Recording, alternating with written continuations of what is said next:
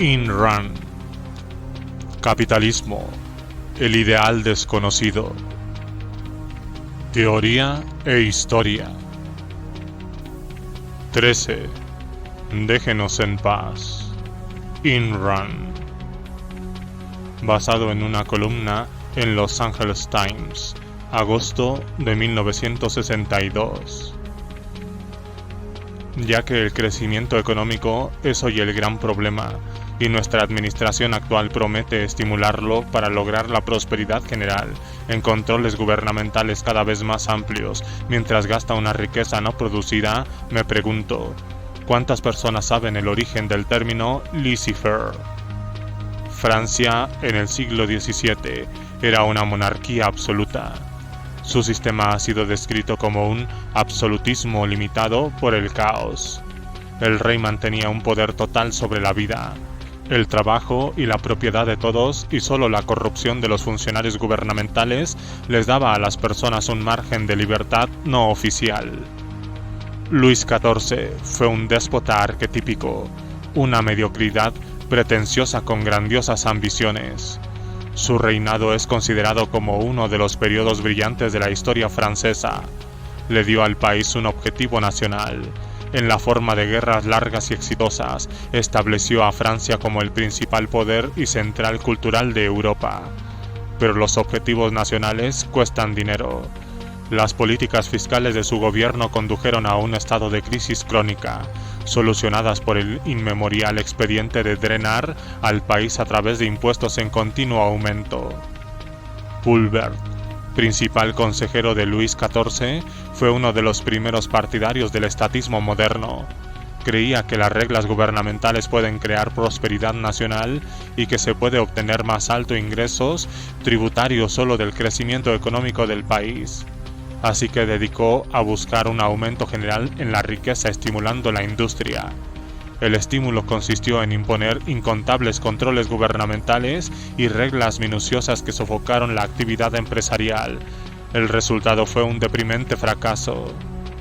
Poulbert no fue un enemigo de los negocios, no más que nuestra administración actual. Poulbert estaba deseoso de ayudar a engordar a las víctimas expiatorias y en una ocasión histórica le preguntó a un grupo de fabricantes qué podía hacer por la industria. Un fabricante llamado Legendre contestó: «Laissez-nous faire, déjenos en paz». Aparentemente los empresarios franceses del siglo XVII tuvieron más coraje que sus pares estadounidenses del XX y una mejor comprensión de la economía. Sabían que la ayuda del gobierno a los negocios es tan desastrosa como la persecución del gobierno y que la única forma en que un gobierno puede ser útil a la prosperidad nacional es estando lejos de sus manos. Decir que lo que era cierto en el siglo XVII posiblemente no pueda serlo actualmente debido a que nos transportamos en aviones mientras que entonces se transportaban en carretas a caballo. Es como decir que no necesitamos alimento, tal como los hombres lo necesitaron en el pasado, porque ahora usamos impermeables y pantalones en lugar de pelucas empolvadas y miriñaques. ¿Es esa clase de vínculos concretos superficiales o la incapacidad de captar los principios para distinguir lo esencial de lo secundario, lo que ciega a las personas del hecho de que la crisis económica de nuestros días es la más vieja y rancia en la historia? Considere lo esencial. Si los controles gubernamentales no pudieran lograr más que parálisis, hambre y colapso en una época preindustrial, ¿qué ocurre cuando uno impone controles en una economía altamente industrializada? ¿Cuál es más fácil de regular para los burócratas, la operación de los telares y las fraguas manuales o la operación de acererías, plantas aeronáuticas y empresas electrónicas? ¿Quién tiene más probabilidad de trabajar bajo coerción? ¿Una horda de hombres tratados brutalmente realizando trabajo manual no cualificado? ¿O el número incalculable de hombres individuales de genio creativo necesario para generar y mantener una civilización industrial? Y si los controles de gobierno fracasan aún con lo primero, ¿qué profundidad de evasión les permite a los modernos partidarios del estatismo esperar que puedan tener éxito con lo segundo? El método epistemológico de los estatistas consiste en interminables debates acerca de cuestiones singulares, concretas, fuera de contexto, de alcance momentáneo, sin nunca permitirse integrarlos en una suma, sin nunca referirse a principios básicos o a consecuencias últimas e induciendo así a un estado de desintegración intelectual de sus seguidores. El propósito de esa bruma verbal es encubrir la evasión de dos fundamentos. Inciso A, que la producción y la prosperidad son el producto de la inteligencia de los hombres. Y inciso B, que el poder del gobierno es el poder de coerción a través de la fuerza física. Una vez que estos dos hechos son admitidos, la conclusión a ser derivada es inevitable. La inteligencia no trabaja bajo coerción. La mente del hombre no funcionará a punta de pistola. Este es el asunto esencial a analizar. Todas las demás consideraciones son, en comparación, detalles triviales. Las circunstancias de la economía de un país son tan variadas como las muchas culturas y sociedades que han existido. Pero la historia de toda la humanidad es la comprobación práctica del mismo principio básico, sin importar las variantes de forma. El grado de prosperidad, logro y progreso humano es corolario y función directa del grado de libertad política, como atestiguan la Grecia antigua, el Renacimiento, el siglo XIX. En esta época, las diferencias entre Alemania Occidental y Alemania Oriental fueron una comprobación elocuente de la eficacia de una economía comparativamente libre versus una economía controlada donde no se necesita ninguna discusión. Y ningún teórico puede merecer consideración seria si evade la existencia de ese contraste, dejando sus implicancias sin respuesta, sus causas sin identificar y su lección sin aprender. Ahora considere el destino de Inglaterra, el experimento pacífico con el socialismo, el ejemplo de un país que se suicidó por medio del voto. No hubo violencia, ni derramamiento de sangre, ni terror.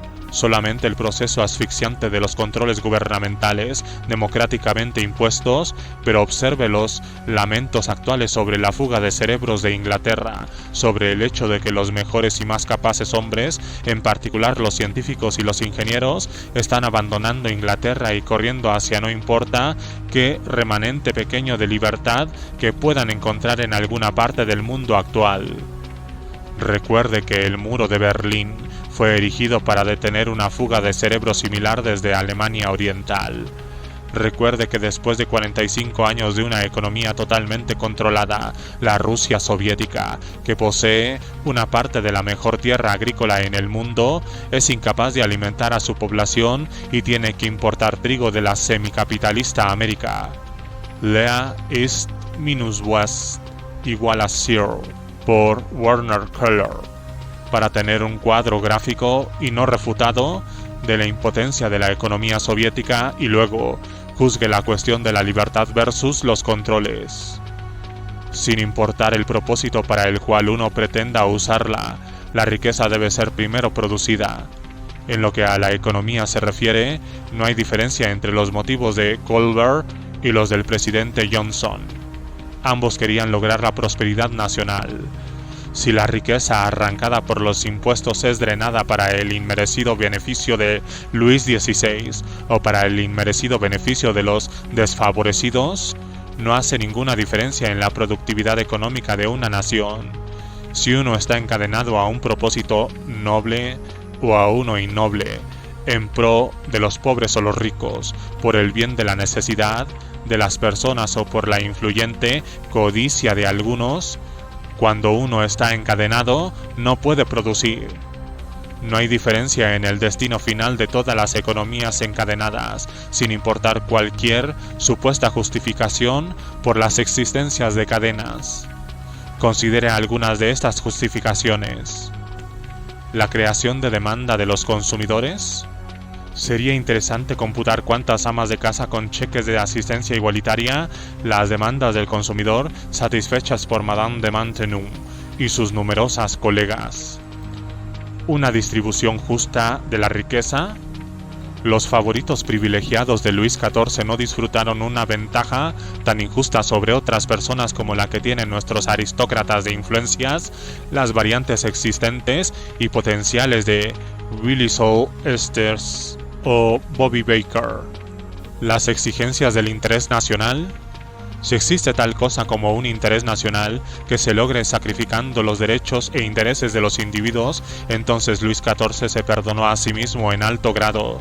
La mayor parte de su extravagancia no fue egoísta, fortaleció a Francia dentro de un poder internacional mayor y destrozó su economía, lo cual significa logró prestigio entre otros gobernantes totalitarios al precio del bienestar, el futuro y las vidas de sus súbditos.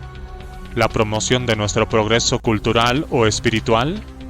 Es dudoso que un proyecto teatral subvencionado por el gobierno vaya a producir jamás un sinfín de genios comparable al que sostuvo la corte de Luis XIV.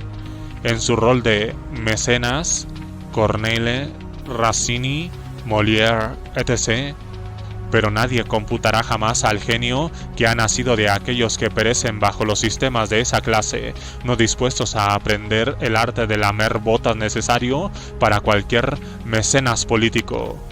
Lea Cyrano de Bergerac. La realidad es que los motivos no alteran los hechos.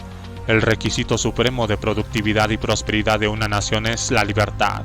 Los hombres no pueden y, moralmente, no lo harán, producir bajo coerción y controles. No hay nada nuevo o misterioso acerca de los problemas económicos del presente, como Colbert, el presidente Johnson apela a grupos económicos diversos, buscando asesoría sobre lo que puede hacer por ellos. Y si no desea pasar a la historia con un récord parecido al de Colbert, mejor le sería prestar atención a la voz de un Legendre moderno, si algo semejante existiera, que le podría dar el mismo consejo inmortal en una sola palabra: liberalizar.